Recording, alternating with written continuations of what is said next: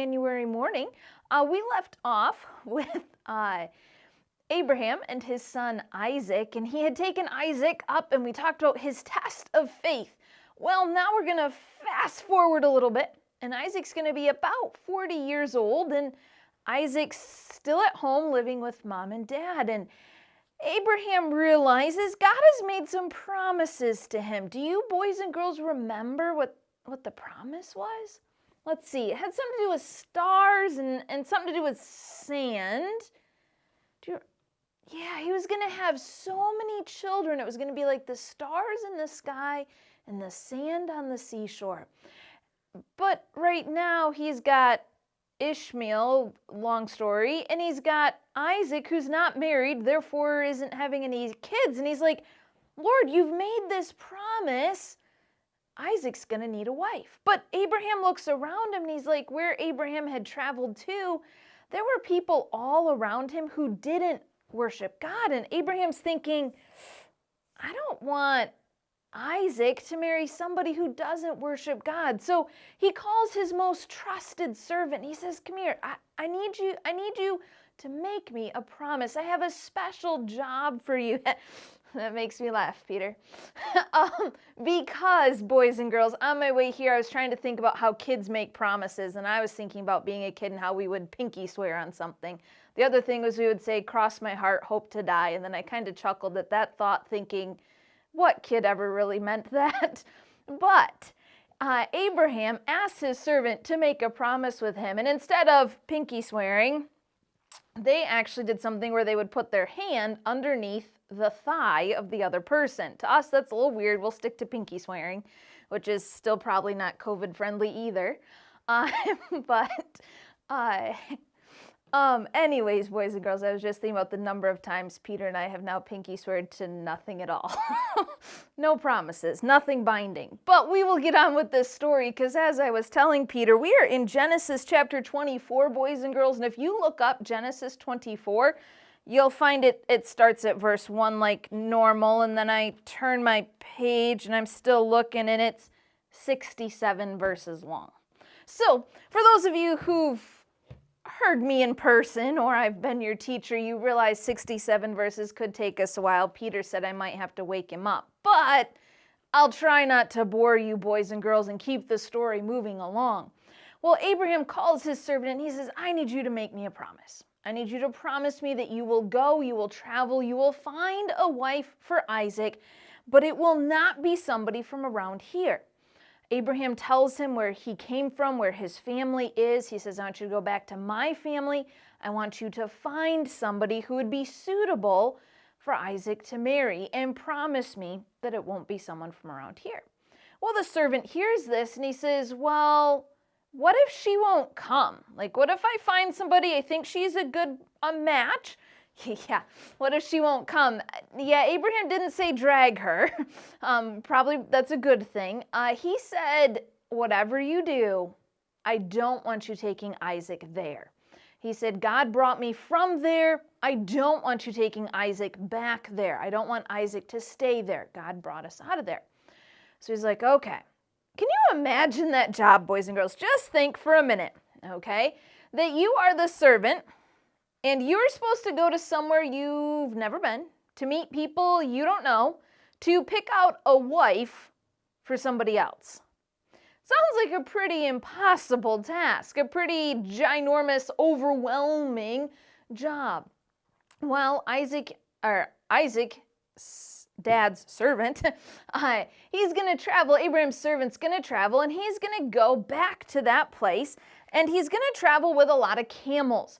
Boys and girls, what do you know about camels? They have a hump. That's right, Peter. They have a hump. They don't go swimming, and that wasn't an ocean wave. They have a hump. But boys and girls, they're desert. Sometimes they have two humps. That's true. They are desert animals, and Peter and I rode camels once. That shall be a story for another time. There are pictures. Anyways, so the camel is a desert animal, and God has designed it to be able to wait a long time before it needs a drink. But when it does need a drink, it's really thirsty. Well, keep that in the back of your minds, boys and girls, that this servant is traveling with a lot of camels. Well, this servant is on his way. It says he took other servants with him. He's on his way and he's thinking, how am I going to know? How am I going to pick out? How do I know who God has for Isaac? And he's thinking and he's thinking and he's like, he's going to pray. That's exactly right. He talks to God. In one of the verses, it basically says that God brings an answer before he even finishes praying, but before he finishes these thoughts in his heart. But his thought is, Lord, this will be the test. I'm going to ask for a drink when I get to the well, and whichever girl says she will also water my camels, I will know that that's who you have for Isaac. That will be the sign so that I know.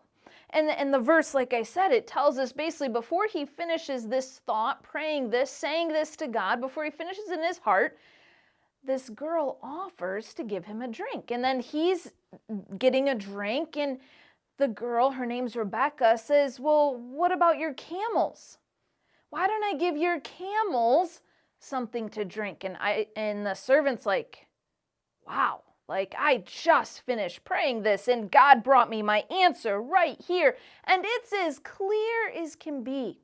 Do you know, boys and girls, God doesn't want his will to be confusing to you. He makes it clear what he wants us to do, and if we're praying and we're seeking him, he makes it very clear. He doesn't want to confuse us. God's will isn't some big crazy thing we can't figure out, and you only know when you're an adult. God has a will for you today. He's given it to you in his word. He's told you to obey. He's told you to love. He's given you so many things that you already know God wants you to do. Well, the servant's like kind of standing there in awe, like, wow, this just happened. God just answered so clearly. And so he tells Rebecca, he gives her some jewelry that he's brought along, and he explains what his mission is. And let's stop there again. Put yourself in Rebecca's shoes. You have just met this stranger at a well. You offered to help him out. And now he's asking you to go back with him to a faraway country to get married to someone you've never met.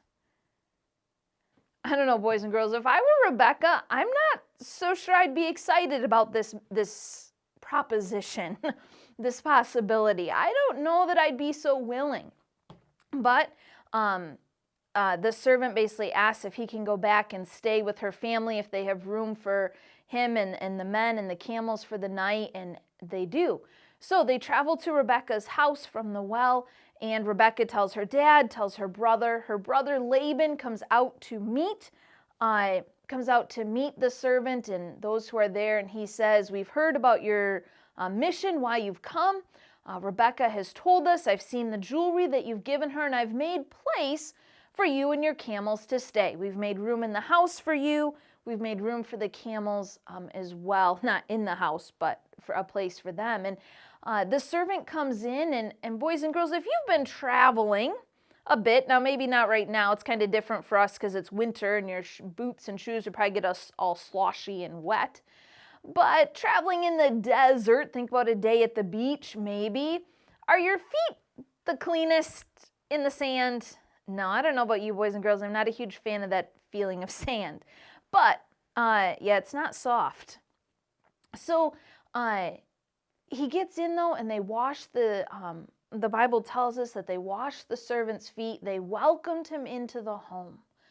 Boys and girls, remember, he's on a mission to come take their daughter essentially away, and they don't know if they'll ever see her again. This isn't like moving across the street or where we can fly and go see Grandma and Grandpa.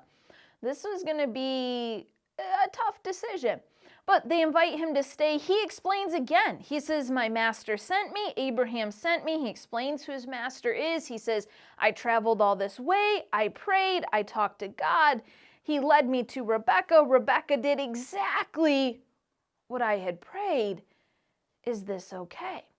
Well, Rebecca's family's like, well, can we just have a few more days? Can you wait before you leave? Like, maybe give us at least 10 to say goodbye. And the servant says, I need to get back. Like, I can't wait the 10 days.